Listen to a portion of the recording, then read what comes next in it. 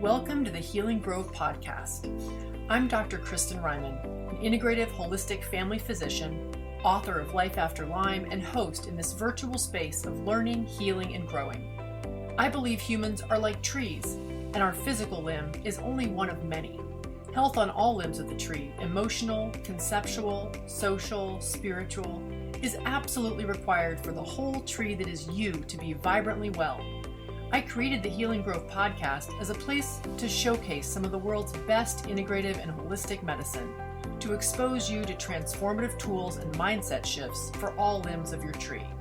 I hope you enjoy our conversation in the Healing Grove today as much as I enjoyed having it. Welcome, Dr. Alexis Chesney, to the Healing Grove podcast. It's so nice to have you here today. Oh, it's so great to be here. Thank you for having me, Dr. Ryman.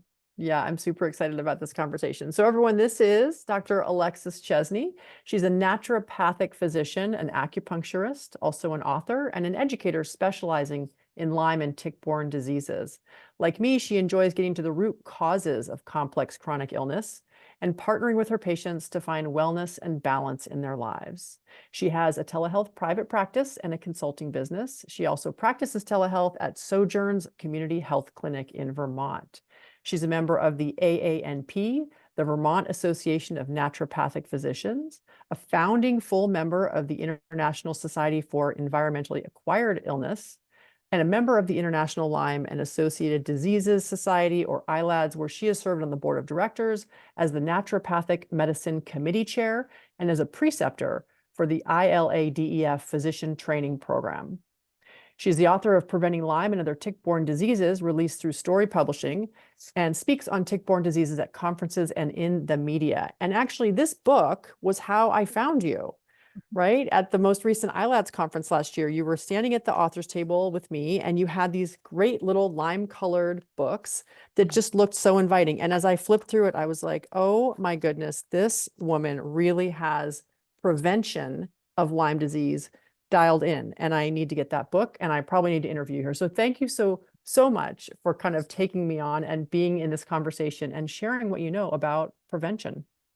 Absolutely. It was great meeting you then, and I'm glad that we can reconnect. Me too. All right, so let's get into it. I always like to start by asking people kind of what on their journey led you into this niche field, this kind of rabbit hole, if you will, that is Lyme disease and these complex illnesses. It's not the normal pathway. Even, you were saying before, for naturopaths. Naturopaths aren't all Lyme savvy like you are. So help us understand what brought you to this place. Yes, well, I was in naturopathic medical school in Bridgeport, Connecticut, and I had a friend who came down with a mysterious illness, otherwise young, healthy, active person. And, you know, we spent a lot of time together in school. So we started noticing, oh, yeah, what is going on? And kind of this deterioration in health happening. And then I was actually at the appointment where she had the diagnosis through IGNX testing of Lyme disease. And it just got me thinking, you know, that personal impact. And then also being in med school and learning more about, well, you know, we're in Connecticut, close to Lyme, Connecticut, so this isn't unlikely, but what is it about this illness that can be so difficult to experience and difficult to diagnose and treat? So then I had interest in doing an internship with Dr. Richard Horowitz, who became my mentor, who is amazing, as many people know. So I was so lucky to be able to spend some time with him during my residency. And then I went back to Vermont, and he said, oh, you just wait, there's lots of Lyme there. And I thought, oh, I'm sure there's some, but I had no idea I'd be on the front line of an epidemic, really, in Vermont and New England. Wow. So most people who follow along with this podcast have heard of Lyme and kind of understand the basics, but sort of what's your 2-minute overview of what Lyme disease is and what everyone should know about it? Sure. So this is a tick-borne infection. It's a bacterium, particularly a spirochete. And what we know about it is more and more how tricky it can be and act in the body. It can hide in different ways. And so sometimes the treatment that's given, often 2 or 3 weeks of antibiotics by a conventional medical provider, might not be enough to get to all those ways that Lyme hides in the body. Sometimes there's this bullseye rash that people talk about, but that happens less than half the time. There's a lot of studies showing just how unlikely you are to find that. If you do find that, that's a very important sign to definitely get checked out. That's hallmark to diagnose it, but you can have fever, chills, sweats, joint and muscle pains, the list goes on. I know we're not getting into all that now. And so it can be hard because it can overlap. It's called the great imitator. So Lyme disease symptoms can overlap with many other conditions out there. So sometimes it's tricky to get that diagnosis and then the proper treatment. Some people luckily probably do okay with that initial 2 weeks, but a lot of people don't. And those are the folks that I see, the people that continue to have symptoms after something like the initial antibiotic course. So yeah, extra education is definitely necessary in this field. Yeah, and ILADS has done such a great job with sharing that information widely and putting on conferences, and at all their conferences there's like a track for newbies, brand new people to Lyme, and it's wonderful education for those who find it. Do you feel like more and more doctors are getting tapped into this without having had their own personal experience, just because they love learning and they believe it's going to help their future patients? I do, absolutely. It's really grown in Vermont. I was one of the few doctors, it seemed, that was treating back in 2010.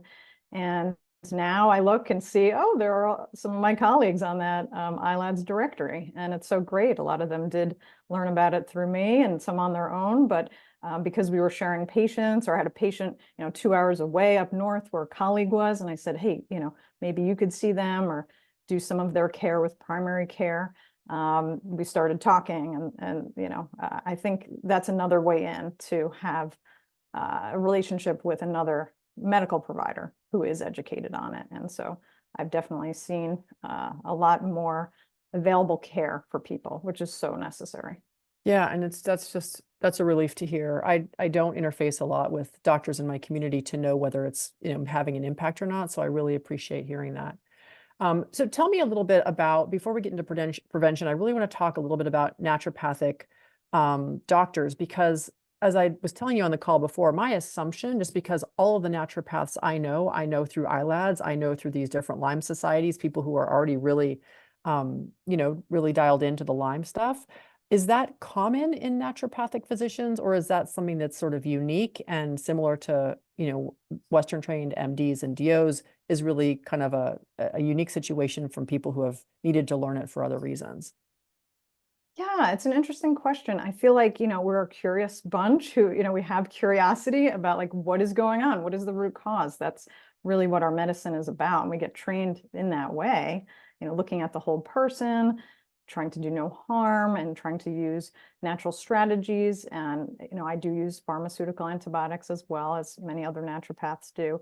But, we're big critical thinkers. And I think maybe we're attracted to learning all there is to learn out there. And if something seems off, we want to dig in a little deeper and find out some answers. But I think anyone, yeah, I mean, when we think of the software out there that we use, like up to date, these reference materials for medical providers, there's this certain standard of care that's provided. And so you need to look outside that for some reason, whether it's a patient that you listen to and think, I need to think harder about this, what else is going on, or if you do have a personal experience. Yeah, it does take a little more questioning and education for sure. Have you ever personally had an experience of being sick, or, not the tools you've learned not being enough, where you had to kind of look outside the box and dig in a little deeper and find something new? Yeah, I had this shoulder injury, and I definitely grew my empathy through that for patients going through chronic conditions and, long-term healing. So, we don't have to go into the whole saga, but basically I wasn't a candidate for surgery, which, may not work out for that type of condition anyway. But, little by little, I pieced together some things that worked for myself. A big thing was definitely physical therapy. And then the other was PRP, platelet-rich plasma. So that was a game changer for me, and also just a lot of patience. And, really coming back from nothing in that right arm, which is my dominant arm, and really having the resilience and just the stick-to-itness that, was required to do that physical therapy and get through the pain and, learn a lot of self-care in a very different way.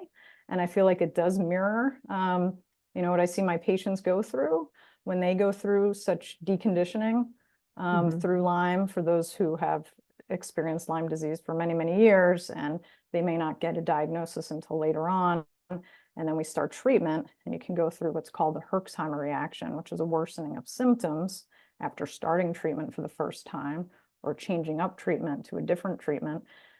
And it really interrupts your life, So, say, yeah, but there's lots to do. Support your liver and lots of detox and drainage, et cetera, et cetera.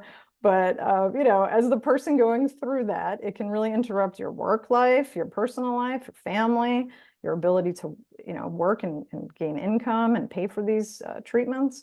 So yeah, I definitely had firsthand experience in that interruption and that, acceptance and surrender. There's that psychological component for sure. Like, I can't just push through. That's not working out. And I see a lot of those patients. I'm an athlete, and I treat a lot of athletes who,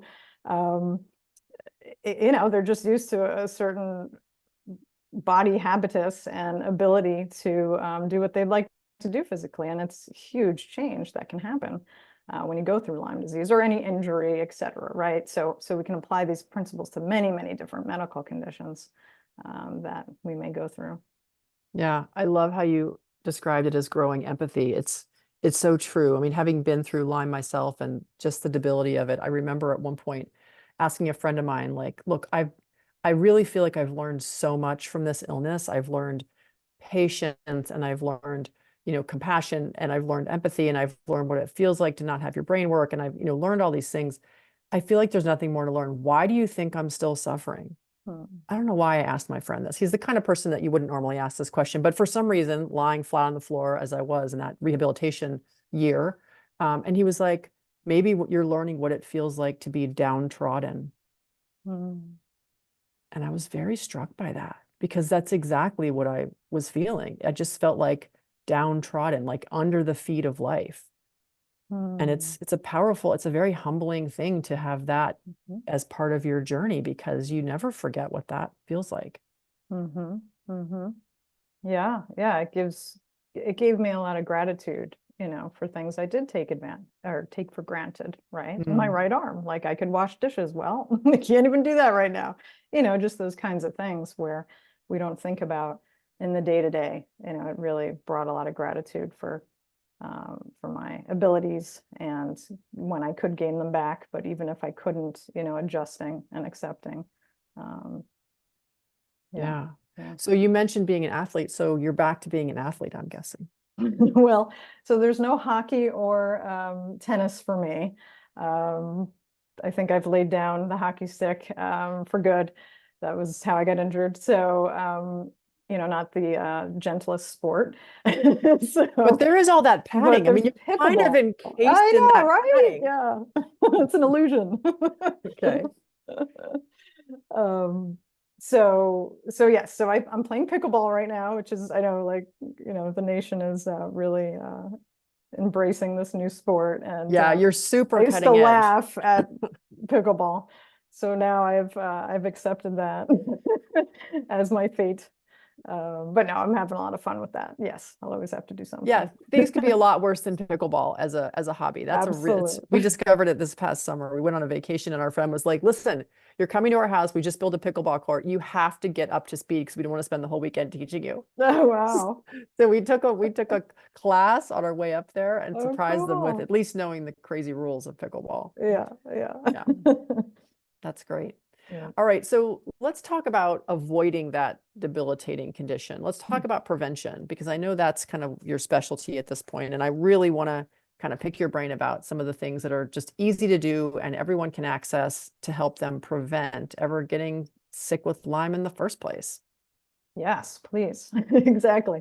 That's what happened. I wrote the book because my handout just kept getting longer and longer, my educational sheet.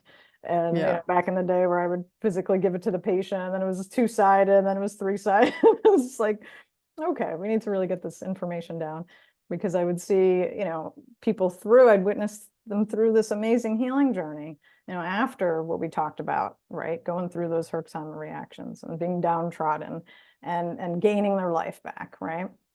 Usually in a new way, which is really special when you get through that. But then they'd come back and have a tick bite.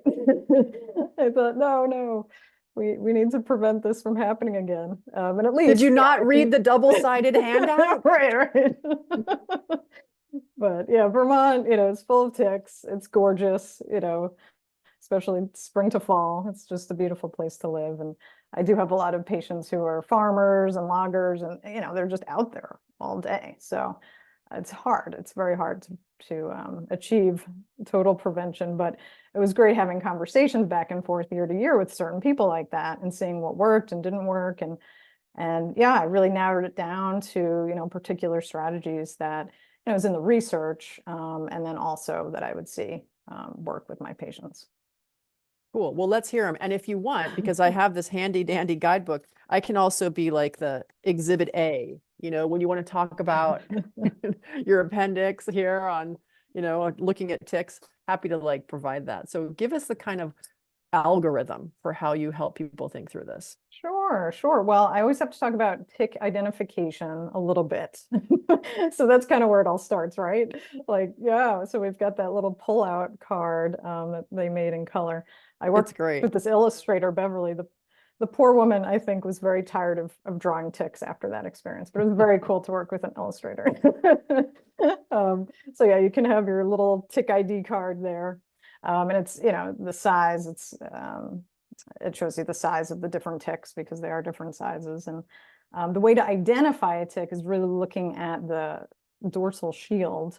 And yeah, it's hard to talk too much about it without a picture, but basically I'll talk about maybe the Northeast a little bit. That's where we both are. And the black-legged tick, or the deer tick, is the main problem. But yes, there are many other ticks. Very important to learn about them and know geographically where you live in the United States, internationally, which ticks carry pathogens, right?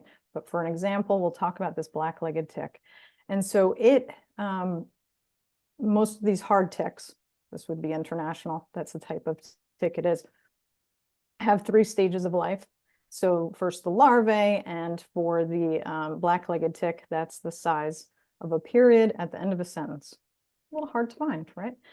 So then it grows into a nymph after a blood meal, usually on a small animal, which is where it first gets the pathogens, actually.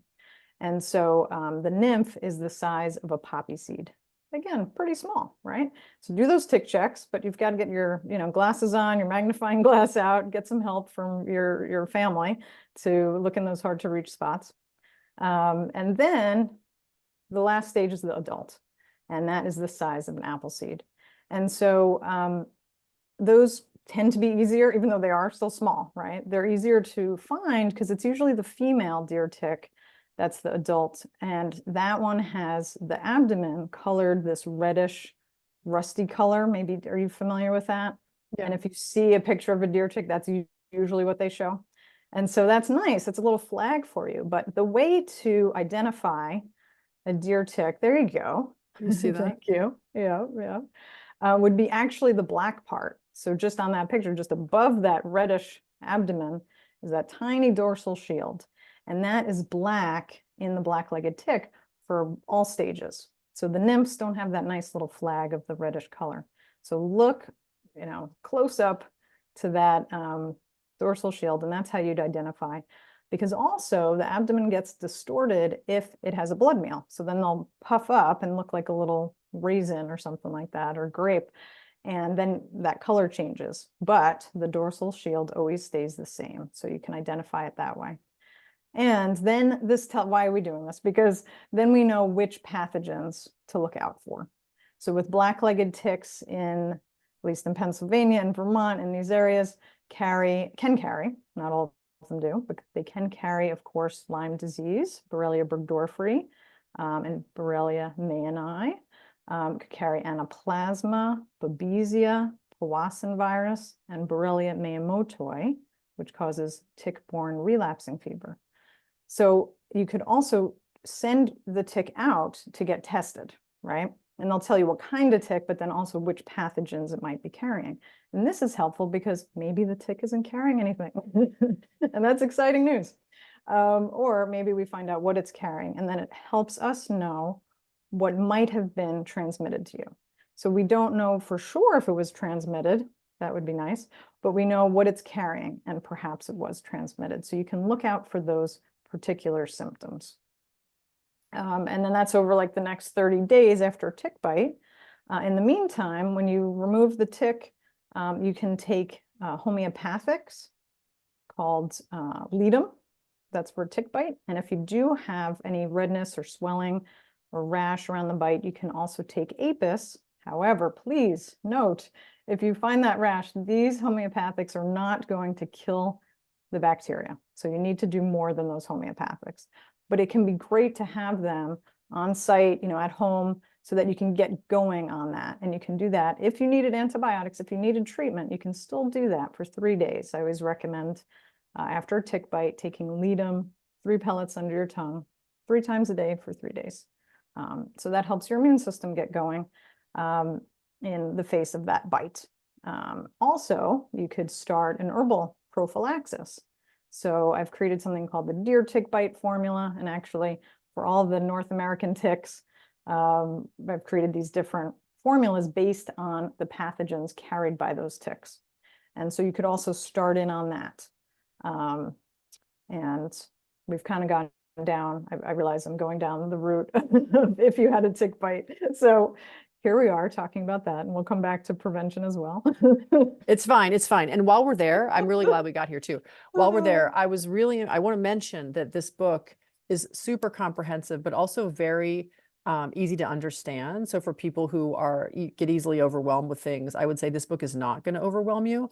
It has in the chapter on treating your acute or your tick bite prophylactically, it has references to various herbs that you can put together or even make yourself. You've got really simple instructions on how to make them yourself. That being said, a lot of people in the moment are not going to be able to make their own herbs. So do you have a company that you like, or do you sell your own kind of combination tinctures to cover these tick bites? What do you recommend people turn to? Yes, so I work with both Lyme Core, which has the deer tick bite formula, and Blue Crow Botanicals, who also has the deer tick bite formula. Great.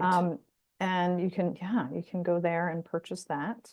And then I also have these tick preparedness kits, which have a little bottle of the deer tick bite formula, as well as the Lyme and the Apis and a few other things to help you through that process after a tick bite that you could have on hand. And that's through Lyme Core Botanicals, lymecore.com. So they have, so the tick bite one is like just the formula, but then you also have a preparedness kit that has other stuff in it? Gets you started. It would be a week's worth of the formula. And then you can buy more formula, or just by itself, you can buy that formula. Love it. Okay, awesome. Thank you. So let's talk, are we ready to talk prevention? Right, getting back to that. So yeah, so that you don't have to go through that tick bite and taking that formula. we can prevent these tick bites. So so maybe starting with just some basics that you may have heard about. And then I always talk about like, okay, let's up our game like every year. Okay, are you doing tick checks? You're not doing tick checks? Oh my goodness, please do tick checks. Right. All right, you're doing tick checks. Let's, talk about what's the next step. So just a note on tick checks. Definitely do that every night after coming in from the outdoors. Now, ticks are active over 28 degrees Fahrenheit.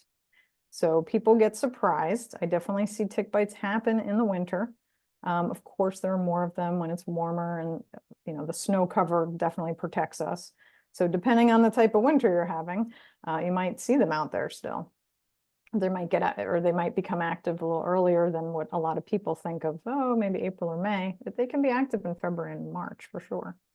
So you may not need to do a tick check now if it's the winter time, but just keep keep in mind the weather pattern and the temperature out there. So tick checks, they love to go to places of moisture and darkness. So thinking of all those hard to reach spots. So definitely doing tick checks all over the body. And in kids, I see a lot of them behind the ears. Ticks do crawl upwards. So if you did, have some protection on down below and you're tucking your socks in, but not using any repellents, they're just going to keep crawling up, and they might crawl, finally finding your neck and then bite you on the scalp or something. So also looking through the hair is really important. So after that, I'd say, all right, well then why don't we put our clothes in the dryer?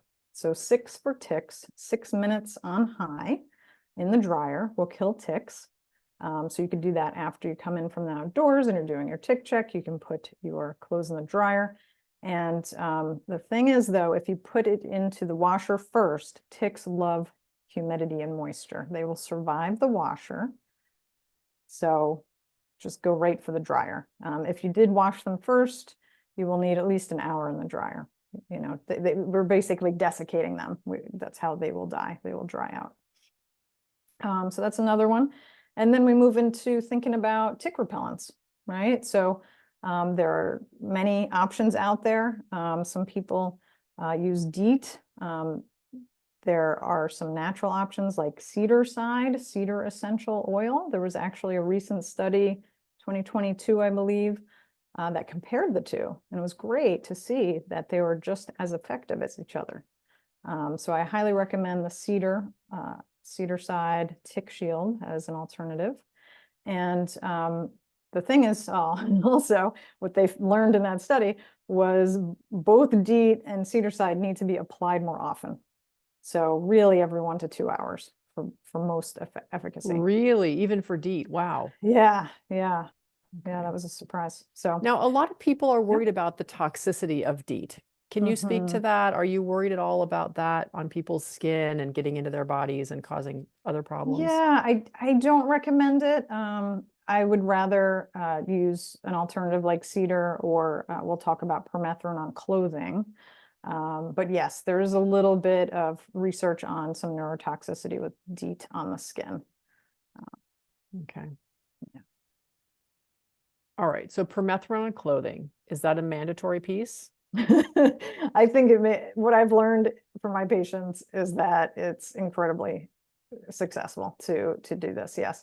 So if you treat your shoes and socks with permethrin, you will decrease your chances of getting a tick bite by 72 times. And so, well, that's in the literature, not for my patients. I did not do that study, but I just hear really great things coming back. Oh yeah, it's made such a big difference, which is great. So what I do every 6 weeks, I put out all the sneakers and the boots, put them outside, spray them down with permethrin, keep pets away, kids away, put gloves on to protect your skin, because permethrin is neurotoxic to our skin. But when it's dried onto these shoes or clothes, then it is not toxic to us any longer, but it's still going to repel ticks. So you leave it out there, let it dry, and then once it's dried, you can bring it back in and you can touch it with your hands. And then it lasts 6 weeks when we apply it. So if you do that, like I put it on the calendar every 6 weeks, get the shoes out, spray them down. And then if you wanted to go further, you could also send out clothing to a place called Insect Shield. And they're amazing. So they commercially treat your clothes with permethrin, and that will last 70 washes. So you can buy clothes from them that have been treated already, or you can actually send a bag of your own clothes to them and then have them send it back, which is great. You could, in theory, send your entire wardrobe if you were really trying to be comprehensive. And so I'm confused about the washing part. So you can actually wash this clothing and the permethrin will become liquid again, right? Or become liquefied in that washing, but that's not harmful? The agitation. Yeah. I mean, it's not great to think about in the water supply, but it's that agitation that will release it, opposed to, like, people ask if it rains, if they get soaked with water.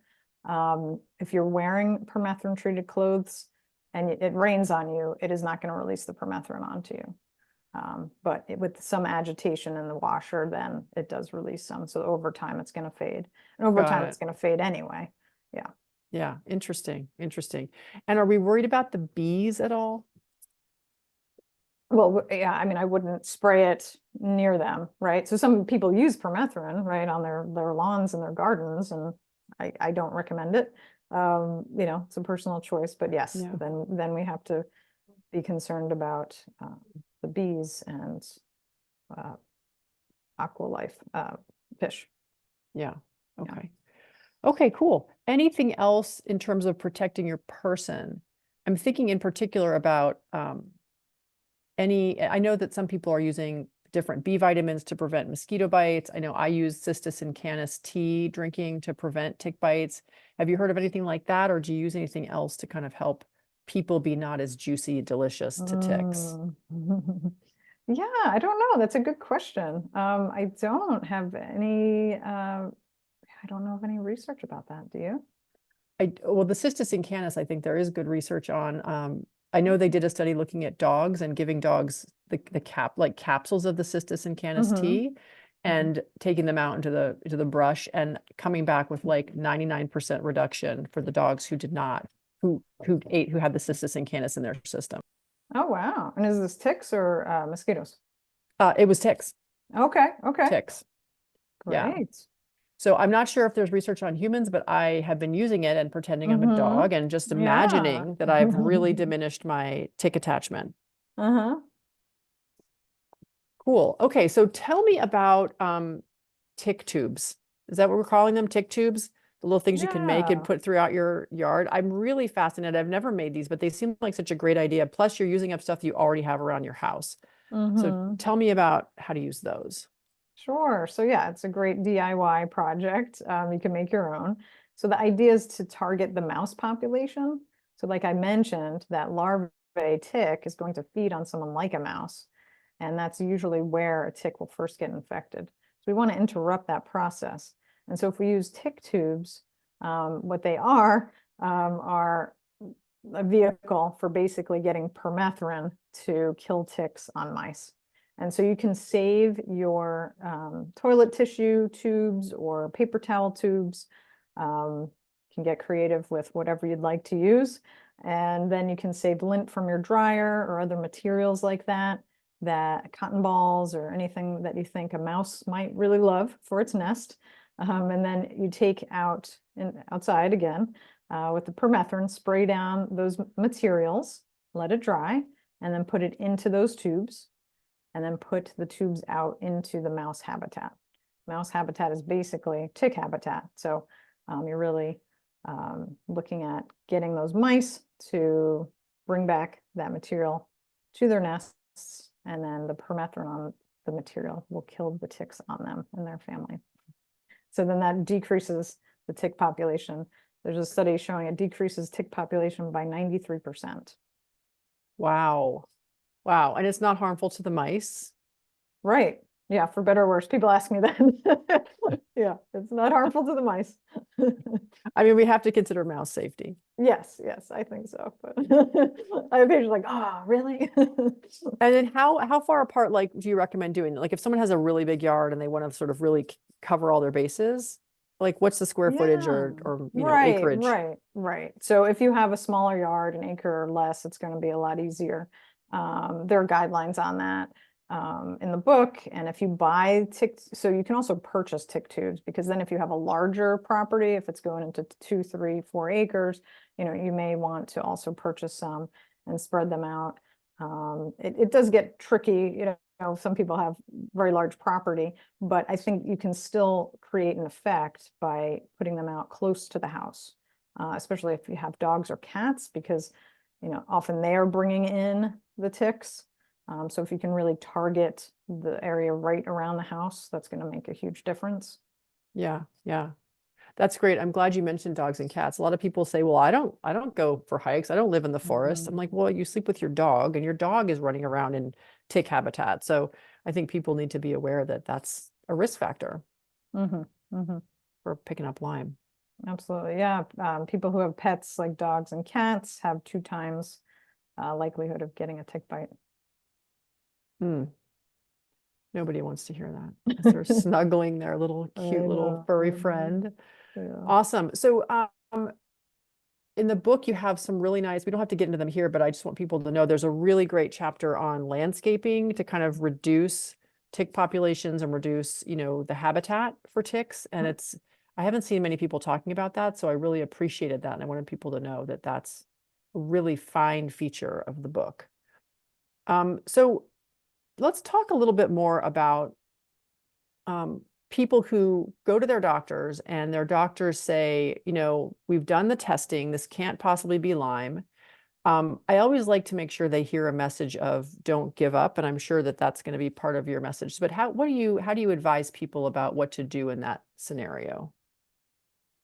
Yeah, well, some of it is the timing of the test, right? So if somebody had a tick bite and then three or 5 days later started to have a bullseye rash or fever and chills and pains, that test is not going to be accurate at that point. So I get a lot of patients who have that experience actually. So, what do we do, right? Do we have to wait and wait until the 4 weeks after that it will be accurate? Or should we just look at the clinical picture and use our judgment to say, well, it looks like Lyme. The test is not going to be accurate. And everybody agrees on that. Both standards of care, literature all agrees that that test is not going to be accurate at that point. So let's treat, right? So that's an acute case. But if you're talking maybe also about more of a chronic case, where someone's had symptoms for many years and they're trying to figure out what's going on, what's the cause of these symptoms, then again, the test might not be accurate for a different reason. And that's where there are these 2 standards of care. And so CDC, conventional standards, really put all their eggs in the basket of this particular testing. And then we met at ILADS, and so we think about other guidelines, the ILADS guidelines, and before that, Dr. Berscano and his experience, and looking at more accurate testing. So we might do a Lyme Western blot, we might do some IGeneX testing, their immunoblot. Now they have a culture test, which is amazing. And also thinking about other tick-borne diseases. It's not always Lyme. Again, thinking of geography, which ticks are in your area, which tick bit you. Could it be Lyme and something else, or could it just be a different pathogen? And making sure all of that's being tested. Yeah. Yeah. And I think it's tricky too, because your book is really, really well researched, and it's very clearly evidence-based in terms of what's shown up in the literature. But there's nothing in the literature that suggests that Bartonella is transmitted via ticks, but why wouldn't it be? It's clearly a vector-borne illness. It's clearly present in a lot of the people who get really, really sick from Lyme. And I think when people latch onto those bits of data and then sort of rule out in their mind something because it hasn't been researched yet or hasn't shown up in a particular study, it can be limiting for people. Do you find that as well? Oh, absolutely. Yes. Yeah. There are those certain panels that are done and they do not include many pathogens that might be part of the picture. And yeah, I think it's really important to know the research and be guided by it, but then also look at the clinical picture and say, well, yeah, a lot of people with Bartonella I've seen have had a history of fleas and flea bites. But sure, do I think that probably in a few years we might learn that, it's transmitted by a tick? I think it's likely, but, I think both being grounded in science, but also having that openness to being present with our patient at the time and treating what we see in front of us, and working with them on that journey is so much more important, right? Because when we think about it, I think we talked about like the gut biome, and naturopathic medicine has really valued this conversation for a long time, and finally now it's like the last 10 years or so there's all this research. Oh yes, the gut is so important, it's connected to the brain and all, and it's like, okay. It's very validating and it's important, but I think having a foot in both worlds, looking ahead and what is possible, what are we seeing anecdotally with patients, and okay, what does the science say? I kind of see myself between those worlds a lot. Yeah. Yeah. Well, you're an important bridge. Really. I mean, I think it, these different silos are sort of starting to talk to each other. And I think it's because there's so many people who are sick, and we, doctors trained, in a non-naturopathic, non-terrain based training can't afford really to not pay attention to that anymore if they're going to get any results with their patients and help people. Yeah. And maybe we don't know, like we think of these pathogens that have been discovered in the last 10 years or 20 years, thank goodness we've known about Lyme disease, and there was a lot of work to do around education and proper diagnosis and treatment. But all these other pathogens, it's like every few years, we just learned about the bourbon virus, and then before that it was Heartland virus, and we've got alpha-gal syndrome that we're seeing more and more of, which is not a pathogen, but it's still very important to know about. And it's a syndrome, an allergic reaction from tick saliva of the Lone Star tick. So there are, it's like every year there's more to learn, right? So what pathogen might we find next, right? And say, oh, it's a Borrelia. That's why they actually responded to Lyme treatment, because it's a Borrelia species, which is the pathogen, genus that causes Lyme. So yeah, it's fascinating, right? Yeah, it's never ending. If you're to the doctors out there of all stripes, if you're looking for a specialization that's going to keep you on your toes for the rest of your career, then welcome. Welcome to the world of Lyme et al. I want to talk a little bit more about awareness versus fear. Because as I think through all these preventative things, I really think of them as sort of like, be aware, like ticks are out there. And it's not just ticks, by the way, as you mentioned, it's fleas, and there's mosquitoes, and these things are also found sometimes in breast milk and semen. Like, this stuff is everywhere, right? And I think when people get really afraid, it can be very debilitating, and it can become a real obstacle to healing. How do you work with people around their fear? Yeah, I see that a lot, especially, after someone's gone through Lyme and maybe recovered, or, are doing so much better than they were.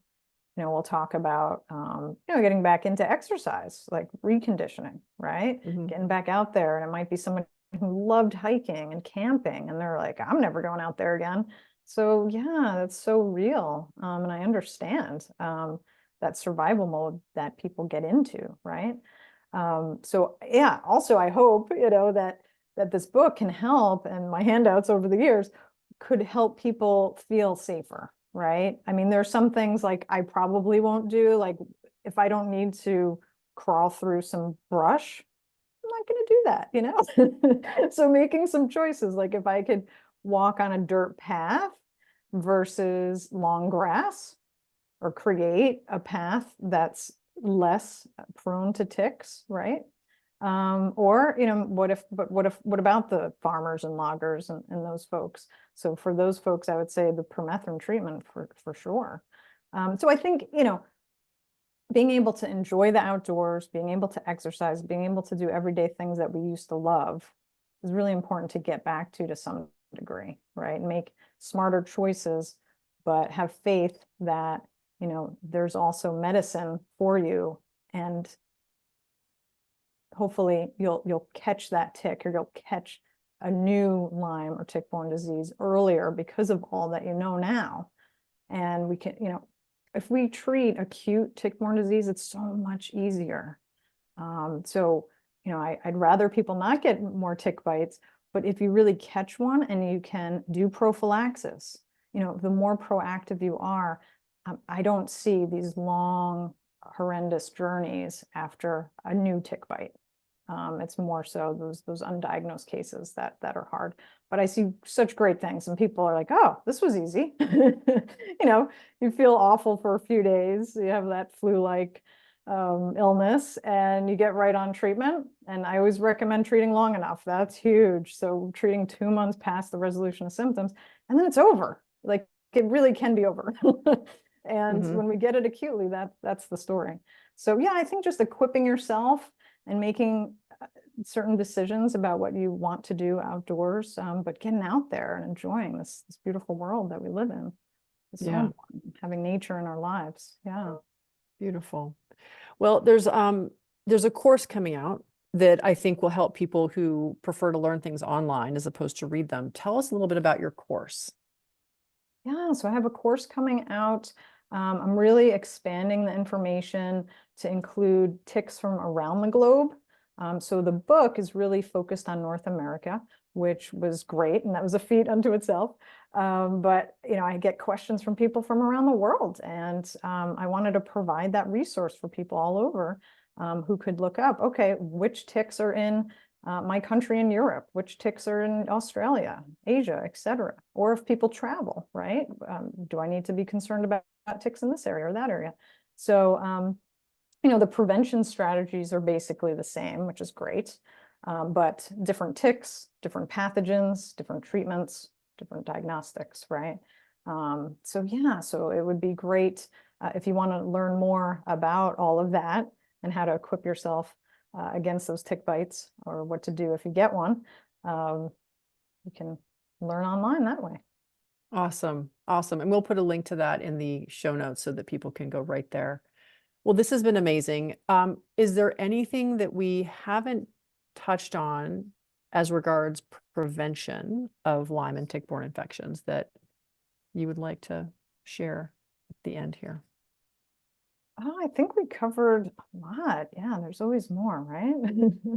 There's But yeah, I always would just more. encourage you to, up your game a little bit. Just, it can be overwhelming, and I don't want you to be overwhelmed, but think about just taking one morsel of what we talked about today, and maybe creating a new habit, or, doing those tick tubes or whatever it is this year, and just looking into it. Yeah, I think every little bit makes a big difference.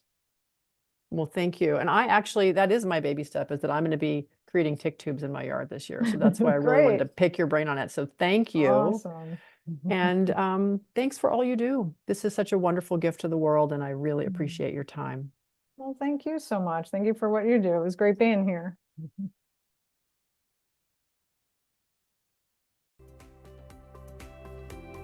I hope you enjoyed this episode of the Healing Grove podcast.